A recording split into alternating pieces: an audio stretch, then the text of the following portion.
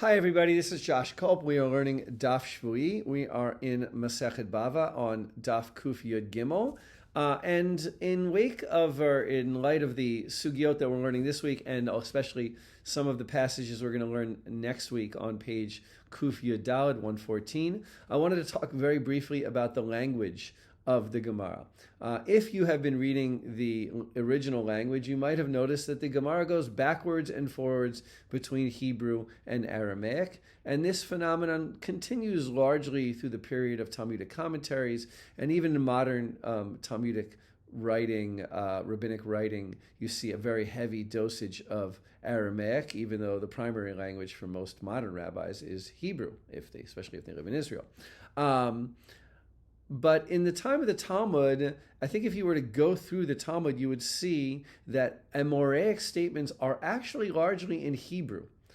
Certainly Tanaitic statements, those from the period of the Mishnah, the entire Mishnah, the Tosefta, almost the entire Mishnah, the Tosefta, are in Hebrew. But in later stages of Amoraic literature, and especially when we get to long, very practical legal texts, and especially also in stories about the Amoraim and many stories about the Tanaim as well, you can see a very large and expanded usage of Aramaic. It does seem that the lingua franca of the time was Aramaic and not Hebrew. And so when we see Hebrew, it's sort of like, let's say, a relic, a Beit Midrash kind of language, a language used among the rabbis. But as rabbis take more control over their Jewish environments, and become, let's say, more ensconced in positions of power, they begin to compose and to use the lingua franca more, probably because they were involved in legal matters and in more writing and composition,